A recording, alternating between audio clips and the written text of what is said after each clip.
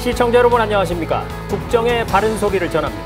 2월 1일 목요일 KTV 대한뉴스 시작합니다.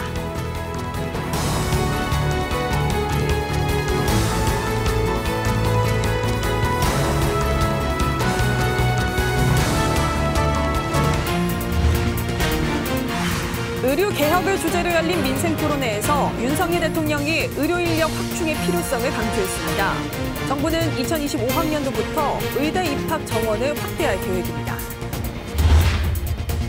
임시국회 마지막 본회의가 열렸습니다. 50인 미만 사업장에 대한 중대재해처벌법 위에는 결국 합의를 이루지 못했고 자동차 번호판 봉인 제도를 폐지하자는 내용의 자동차 관리법 개정안은 본회의를 통과했습니다. 어젯밤 경북 문경의 한 공장에서 발생한 화재로 젊은 소방대원 2명이 순직했습니다.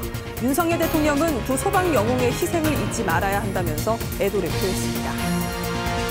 두 분의 명복을 빌고 유가족과 동료 소방관들에게 위로의 말씀을 드립니다. 유가족 지원 등 필요한 일들을 세심하게 챙기겠습니다. 첫 소식입니다. 8번째 민생토론회가 의료 개혁을 주제로 열렸습니다. 윤석열 대통령은 응급실과 소아과 등에서 겪는 불편 해소를 위해선 의료 인력의 확충이 필수적이라고 강조했는데요. 응급실 뺑뺑이, 소아과 오픈런과 같은 이런 말이 유행하는 나라는 좋은 나라라고 할 수 없습니다. 정부는 부족한 의료 인력을 늘리기 위해서 2025학년도부터 의대 입학 정원을 확대할 계획입니다. 문기혁 기자입니다. 부모들이 꼭두 새벽부터 아픈 아이를 데리고 줄을 서야 하는 소아과 오픈런. 전공의들이 소아청소년과를 기피하면서 생긴 진풍경입니다. 의료개혁을 주제로 열린 8번째 민생토론회에서도 이 문제가 화두에 올랐습니다. 병원 오픈 시간에 맞춰서 아픈 아이를 데리고 가면 줄이 길게 서 있어요. 그러면 2-3시간은 기본으로 기다려야 합니다. 윤석열 대통령은 필수 의료, 지역 의료를 살리기 위해 의료 인력 확충은 필수적이라고 밝혔습니다. 응급실 뺑뺑이, 소아과 오픈런과 같은 이런 말이 유행하는 나라는 좋은 나라라고 할 수 없습니다. 정부는 의료 인력 확충을 위해 의대 정원을 확대합니다. 2035년 약 15,000명 수급 부족을 고려해 내년 2025학년도부터 정원을 늘리고 수급 추계에 따라 주기적으로 정원을 조정하는 시스템을 내년까지 구축합니다. 확대할 의대 정원은 조만간 발표할 예정입니다. 아울러 전공의 수련 환경 개선을 위해 현재 36시간인 연속 근무 시간을 낮추고 병원을 전공의가 아닌 전문의 중심으로 개편하는 방안도 추진합니다. 윤 대통령은 지금이 의료개혁을 추진해 나갈 골든타임이라고 강조했습니다. 신속한 조치가 필요한 과제는 속도감 있게 해결하고 숙고와 논의가 필요한 과제는 대통령 직속 의료개혁특별위원회를 설치해 대책을 만들겠다고 말했습니다. 대다수 국민이 원하는 의료개혁을 일부의 반대나 저항 때문에 후퇴한다면 국가의 본질적인 역할을 저버리는 것이나 다름없습니다. 정부는 의료개혁특위를 구성해 올 상반기 안에 개혁 실천 로드맵을 마련할 계획입니다. KTV 문기혁입니다. 정부는 충분한 보상과 지원을 통해 지방에서 오래 일할 의사를 양성하는 지역 필수 의사제를 도입하기로 했습니다. 아울러 대학 입시에서 비수도권 의대의 지역 인재 선발 비율을 크게 늘리고 업무 강도에 비해서 저평가되고 있는 필수 의료 분야의 수가도 인상합니다. 정부가 계획하고 있는 의료체계 개선 방안의 내용을 김경호, 최영은 기자가 차례로 보도합니다. 충북권 종합병원인 청주의료원. 호흡기내과 진료실이 2년째 전문의를 구하지 못해 비어 있습니다. 필수 의료 분야로 꼽히는 감염내과, 심장내과, 소화기내과 등도 수년간 결원을 채우지 못했습니다. 의료진과 환자 수가 부족해지면서 이 병원 3층 전체가 2달째 공실인 상황입니다. 정부는 지역의 의료 붕괴를 막기 위해 지역 필수 의사제를 도입합니다. 의대생에게 장학금과 수련비 지원, 교수 채용 할당, 거주 지원 등의 혜택을 주는 대신 지역에서 일정 기간 근무하도록 계약을 맺는 겁니다. 의사와는 충분한 수입과 거주 지원을 약속하고 장기 근속 계약을 추진합니다. 지역 의료를 근본적으로 살리기 위해 지역 인재 전형 확대, 지역 정책 수가, 지역 네트워크 구축을 차질 없이 추진해 가겠습니다. 의대 입시에서는 지역인재 의무 선발 비율을 확대합니다. 현재 40% 수준인 비수도권 의대의 지역인재 선발 비율을 대폭 높이겠다는 겁니다.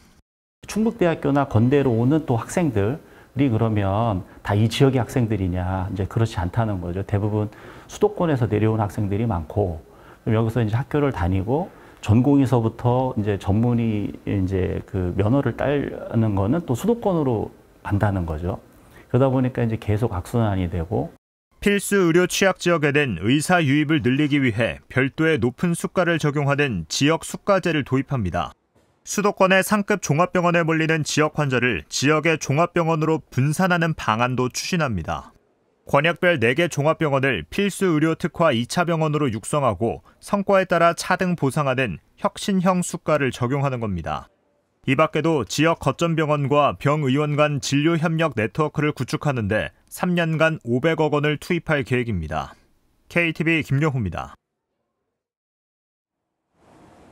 지난 2017년 이대 목동병원에서 신생아가 집단으로 사망한 사고가 발생해 당시 관련 의료진들이 구속됐습니다. 재판 결과 의료진 전원이 무죄 판결을 받았지만 이 같은 사례가 필수 의료 기피 현상을 심화시키고 있다는 목소리도 나오고 있는 상황. 이번 민생토론회에서도 현직 의사가 의료인 사법 리스크에 대한 부담을 토로했습니다. 의료사고가 발생했을 때 의사들이, 동료들이 그 감옥에 가거나 구속이 되거나 아니면 과도한 배상금을 물거나 산부인과를 선택하지 않는 가장 많은 원인 중에 하나가 형사처벌에 대한 두려움이 가장 큰 것으로 나와 있습니다.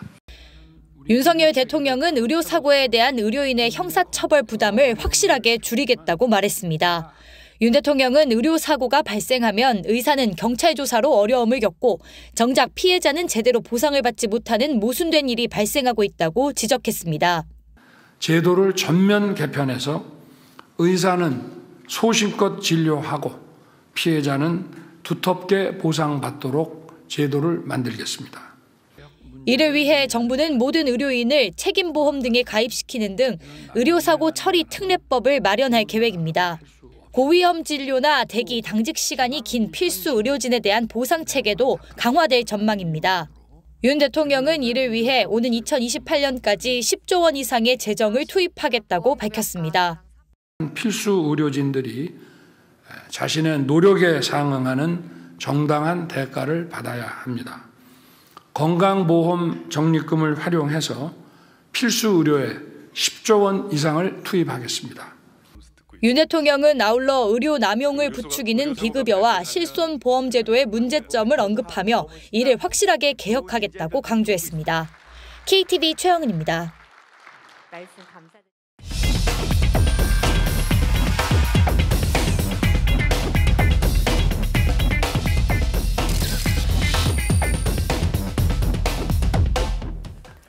임시국회 마지막 본회의가 열렸습니다. 처리 여부에 관심이 쏠리는 민생 법안들이 많았는데요. 취재기자와 함께 자세한 내용을 알아보겠습니다. 자, 김일희 기자, 중대재해처벌법 유예 문제, 여야 합의가 끝내 불발이 됐죠? 네, 그렇습니다. 50인 미만 사업장에 대한 중대재해처벌법 유예와 관련해 결국 합의가 이뤄지지 못했습니다.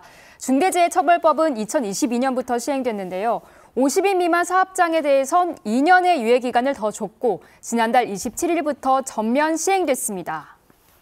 자, 중소기업인 3,000명이 집회를 열기도 했고요. 그동안에 이 중대재해처벌법 유예를 촉구하는 현장의 목소리가 높았던 게 사실이거든요. 여야 간에 어떤 부분에서 의견이 엇갈렸던 겁니까? 네, 정부와 여당은 법 시행 취지와 실제 현장 상황 간의 간극이 있다고 판단해서 법 시행 유예를 해야 한다는 입장이었습니다. 지난 2년간 50인 미만 기업들은 중대재해처벌법 적용에 계속 대비해 왔는데요. 그러나 코로나19나 전반적인 경기 위축 등 여전히 어려움이 남아있는 상황에서 안전관리 인력과 예산이 부족한 중소기업들이 중대재해처벌법을 준수하기 어렵다는 것이 주된 이유입니다. 또 영세 중소기업의 경우 중대재해로 대표가 처벌을 받을 경우 경영상 어려움이 있을 수 있다는 부분 때문에 유예를 촉구해왔습니다. 하지만 야당은 산업 현장에서의 노동자의 생명과 안전이 더 중요하다며 중대재해처벌법 유예를 거부했습니다. 대통령실은 영세 중소기업의 어려움을 감안해 유예를 촉구했으나 불발된 데 대해 유감을 표했는데요. 윤석열 대통령은 법 시행에 따른 부작용, 혼란을 막고 영세 자영업자들의 어려움을 덜어주기 위한 대책을 즉각 강구하라며 고용노동부 등 관계부처에 적극 대응을 지시했습니다. 네, 다음 한 건 볼까요? 자동차 번호판의 봉인 제도를 폐지하는 법안이 본회의를 통과했습니다. 왜 이렇게 하는 건지요? 네, 자동차 번호판 봉인 제도는 번호판의 위 변조를 막기 위해 1962년에 도입됐는데요. 자동차 뒤편 번호판을 쉽게 떼어낼 수 없도록 번호판을 고정하는 왼쪽 나사를 정부 마크가 찍힌 스테인리스 캡으로 고정하는 제도입니다. 등록 번호판이나 봉인이 떨어지거나 알아보기 어렵게 되면 시도지사에게 번호판 부착과 봉인을 다시 신청하도록 하고 있는데요.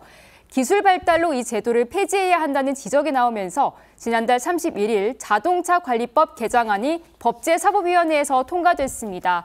위 변조 방지 효과가 큰 반사필름식 번호판도 도입됐고 IT 기술 발달로 자동차 위변조 차량들을 실시간으로 확인할 수 있게 됐기 때문입니다. 네, 그리고 이번 본회의에서 고향사랑 기부금법 이 개정안도 의결이 됐습니다. 무엇이 어떻게 달라지는 건가요? 네, 기부금의 연간 상한액이 대폭 오릅니다. 고향사랑 기부제는 개인이 주민등록 주소지 외 고향이나 지자체에 기부하면 세제 혜택 등을 받을 수 있는 제도입니다.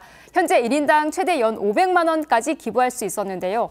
2025년부터는 연 2천만 원까지 기부금을 낼 수 있습니다. 또 금지됐던 모금 방법인 문자 메시지 등의 전자적 전송 매체와 동창회, 향후회 등의 사적 모임을 통한 기부의 권유나 독려 행위도 허용됩니다.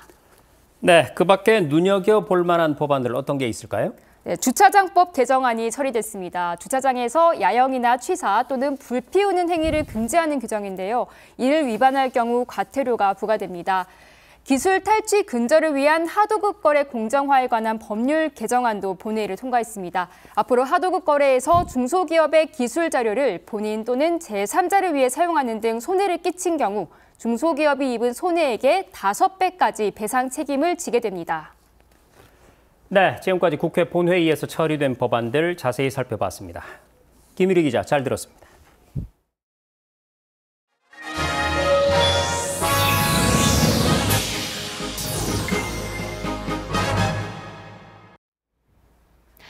경북 문경의 한 공장에서 난 화재 현장에서 젊은 소방대원 2명이 순직했습니다. 숨진 대원들은 내부에 사람이 있을지도 모르는 상황 속에 망설임 없이 불길에 몸을 던졌는데요. 윤석열 대통령은 두 영웅의 희생을 우리 모두가 잊지 말아야 한다며 애도를 표하고 특진 계급장과 훈장을 영전에 전했습니다. 윤현석 기자의 보도입니다.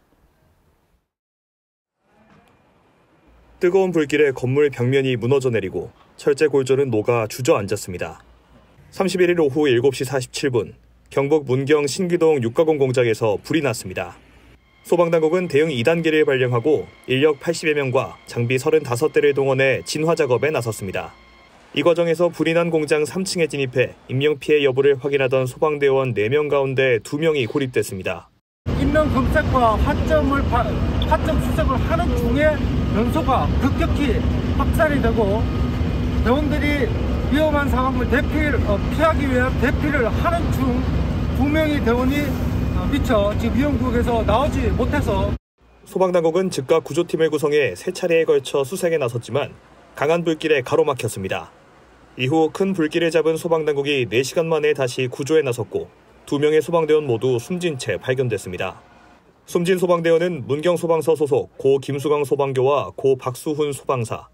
2명의 젊은 소방관은 내부에 사람이 있는지 없는지 불확실한 상황 속 망설임 없이 가장 먼저 불길 속으로 몸을 던진 것으로 알려져 안타까움을 더했습니다.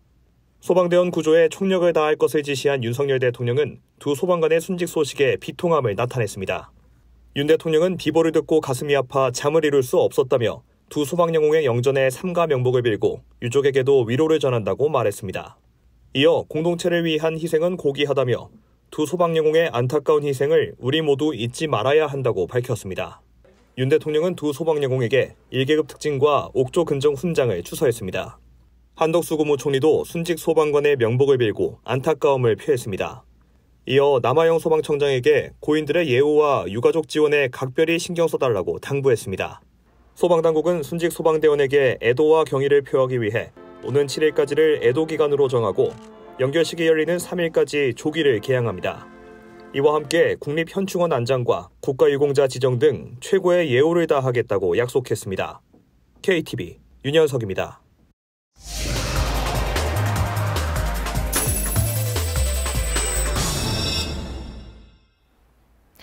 30년이 넘은 노후 아파트는 안전진단 없이도 재건축에 착수할 수 있도록 한 제도, 이른바 재건축 패스트트랙인데요. 재건축 사업의 걸림돌을 제거해 주민 불편을 줄이고 도심 주택 공급에 속도를 붙일 수 있을지 주목됩니다. 이리나 기자가 취재했습니다. 준공된 지 34년이 지나 재건축 추진에 나선 한 대규모 아파트 단지. 건물 외벽의 칠이 벗겨진 건 물론 벽에 그어진 금도 선명하게 드러나 있습니다. 주민들은 비가 오는 날이면 천장 누수는 당연한 일상이라고 토로합니다. 정부는 노후 아파트 문제 해결을 위해 재건축 패스트트랙 정책을 꺼내들었습니다. 사업의 문턱을 낮춰 도심 신규 주택 공급을 확대하겠다는 겁니다. 앞으로는 재건축의 첫 관문이 안전진단이 아닌 주민들의 정비계획 마련이 되는 것으로 준공 30년이 지나면 사업 추진이 가능해집니다. 당장 안전에 큰 문제가 없더라도 배관 문제나 주차난, 층간 소음 등으로 거주 환경이 나쁘다면 재건축을 할 수 있게 될 전망입니다. 여기에 더해 재건축 조합 설립 시기도 앞당겨 사업 기간이 줄어듭니다. 기존의 그 재건축 관련 법령으로서는 현실하고 맞지가 않아요. 현장에서 일을 추진을 하다 보면은 사실 기간이 너무 장시간 소요된다는 얘기죠. 안전진단 통과하고 뭐 구역 지정 받고 추진 결정하고 조합 결정을 하면 상당히 3년에서 5년이 소요됩니다.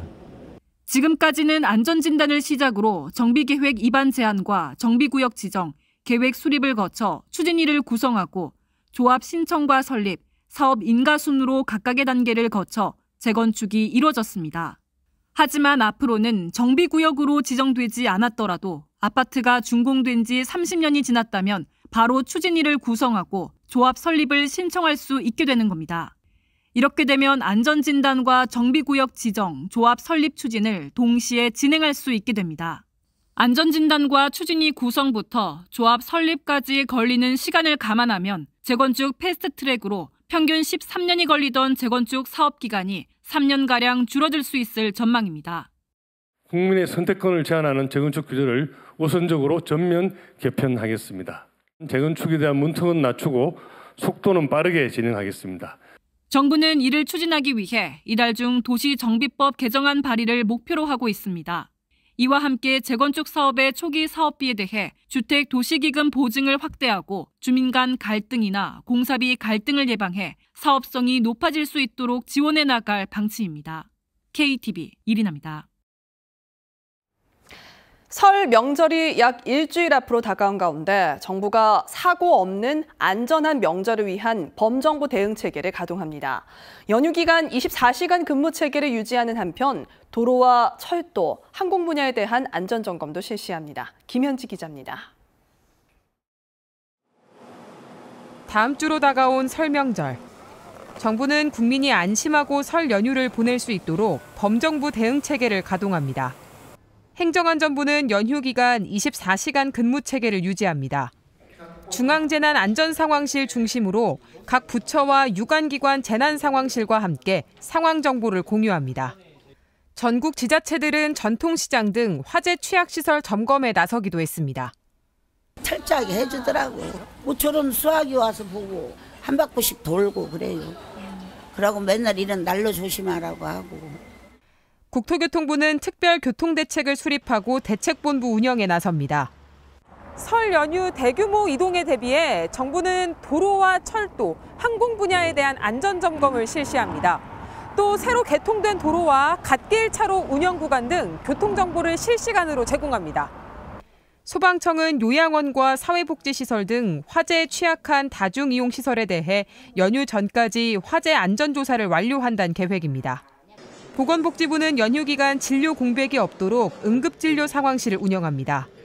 또 문 여는 병의원과 약국을 지정해 운영합니다. 아울러 독거노인 등 돌봄이 필요한 노인에 대해 안전 확인을 강화하고 노숙인 무료급식을 지원하고 응급 잠자리 이용도 안내할 계획입니다.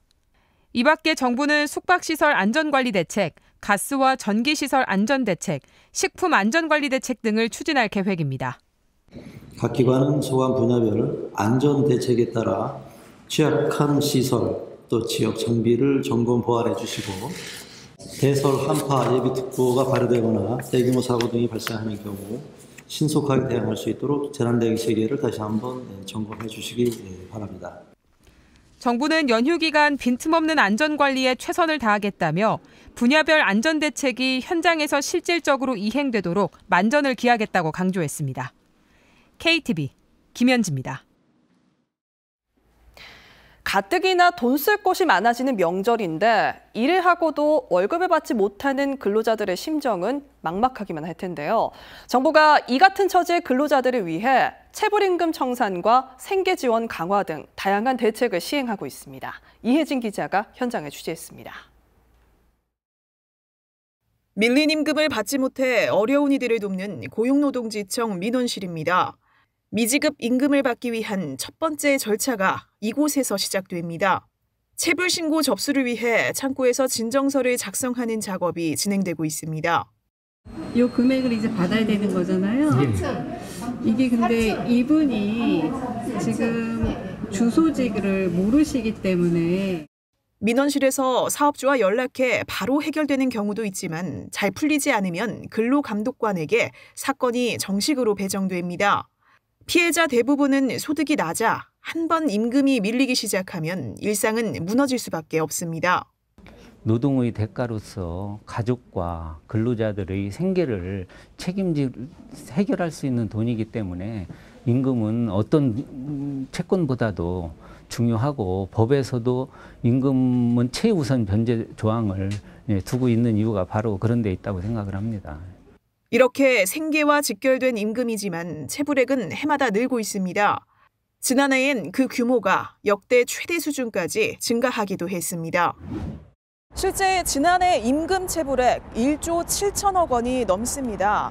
일한 대가를 받지 못한 근로자만 27만 5천여 명에 달합니다. 특히 태형건설발 유동성 위기로 건설 경기 부진이 이어지면서 건설업종 체불임금 피해자들이 급증하고 있습니다. 현장에서 일하시다가 이제 그 영세 건설업체는 이제 부도도 많이 나고 그 위에 좀 규모가 있는 업체도 공사 대금을 제때 못 주다 보니까 하루에 실업급여 관련해서 문의뿐만 아니라 현장에서도 50여 명에서 한 100여 명 정도는 평균적으로 오시는 것 같습니다. 정부는 다가오는 설 명절 모든 근로자가 임금 체불 걱정 없이 연휴를 보낼 수 있도록 체불 예방 청산 집중 지도 기간을 운영하고 있습니다. 근로감독관은 건설 현장 500여 곳 실태를 점검하고 쌓인 체불액 조기 집행을 지도합니다. 일한 대가를 받지 못한 근로자들의 생활 안정도 지원하고 있습니다.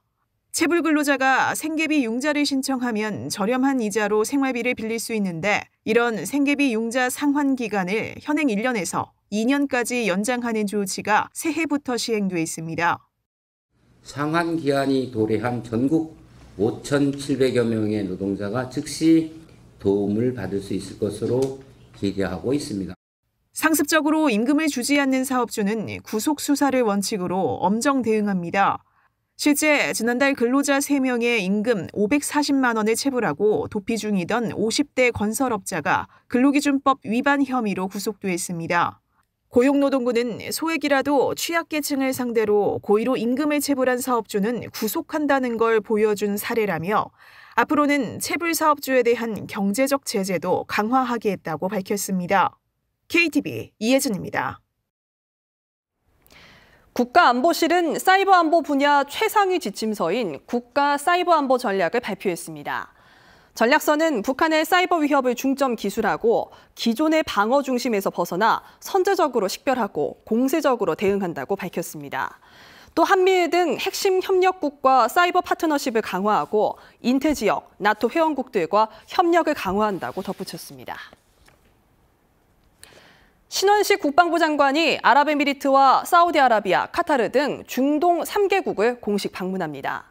지난해 윤석열 대통령의 국빈 방문을 계기로 이들 나라와는 공감대가 형성돼 있는 만큼 K-방산 수출의 구체적인 성과 도출이 주목됩니다. 김현아 기자가 보도합니다. 신원식 국방부 장관이 취임 후 첫 해외 출장으로 중동 3개국 방문길에 오릅니다. 신원식 국방부 장관은 오늘부터 7일까지 UAE, 사우디아라비아, 카타르를 방문해 국가별 국방장관 회담을 갖습니다. 먼저 신 장관은 1일부터 3일까지 UAE를 방문해 모하메드 빈 무바라크 알 마즈루이 국방특임장관과 회담을 갖습니다. 또 아크 부대를 방문해 해외 파병 장병들을 격려할 예정입니다. 이어 3일부터 5일까지 사우디아라비아를 찾아 리야드에서 개최되는 제2회 세계 방산전시회 WDS에 참석합니다. WDS는 사우디가 경년으로 개최하는 방산 전시회로 올해는 750여 개 업체가 참여할 전망입니다. 5일부터 6일까지는 카타르를 방문해 칼리드 빈 모하메드 알 아티야 부총리 겸 국방장관과 회담합니다. 앞서 지난해 윤석열 대통령은 이들 3개 나라를 국빈 방문해 정상회담을 하고 안보 협력 방안을 논의했습니다. 국방부 관계자는 신 장관의 이번 3개국 방문이 정상회담에 대한 국방부 차원의 후속 조치라고 설명했습니다. 또 이번에 방문하는 3개국은 우리나라와 방산 분야에서 많은 협력 성과가 있었거나 풍부한 잠재력을 보유한 국가라면서 보다 중장기적이고 전략적인 관점에서 방산 협력의 제도적 기반을 마련하기 위해 노력할 것이라고 강조했습니다. 앞서 대통령실은 윤 대통령의 사우디 국빈 방문을 계기로 대공 방어 체계, 화력 무기 등 다양한 분야에서 대규모 방산 협력 논의가 막바지 단계에서 진행되고 있다고 밝힌 바 있습니다. 신 장관의 이번 방문 기간 우리나라와 방산 협력 공감대가 형성된 이들 국가와 구체적인 방산 수출 계약이 성사될지도 관심입니다.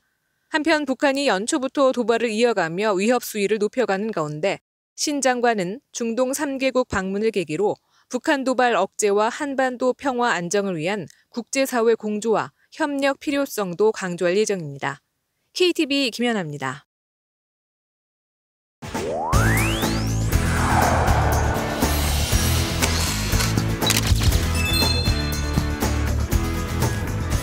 최근 충남 태안에서 부부가 9살 자녀를 숨지게 하고 스스로 목숨을 끊은 채 발견됐습니다.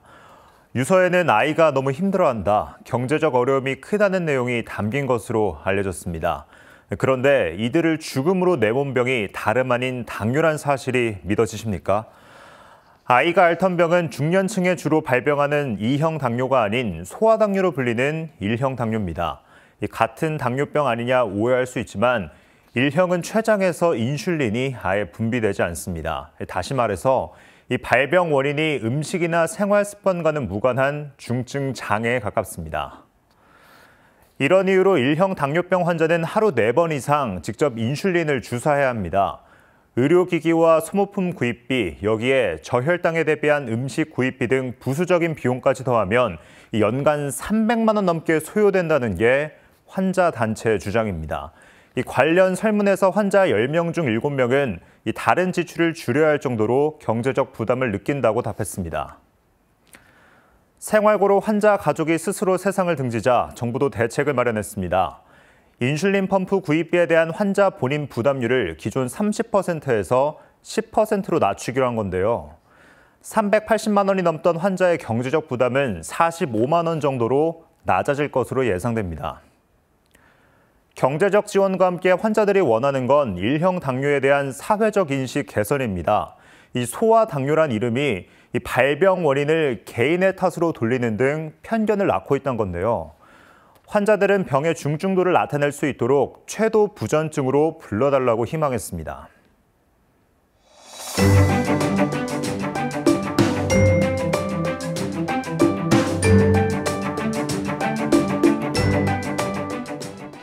안녕하세요. K웨더 라이프스타일 예보 박서훈입니다. 전국이 흐린 가운데 제주와 경상권 해안, 강원 영동을 중심으로 비가 내리고 있는데요. 산간지방 등 기온이 낮은 곳은 눈이 내리기도 하겠습니다.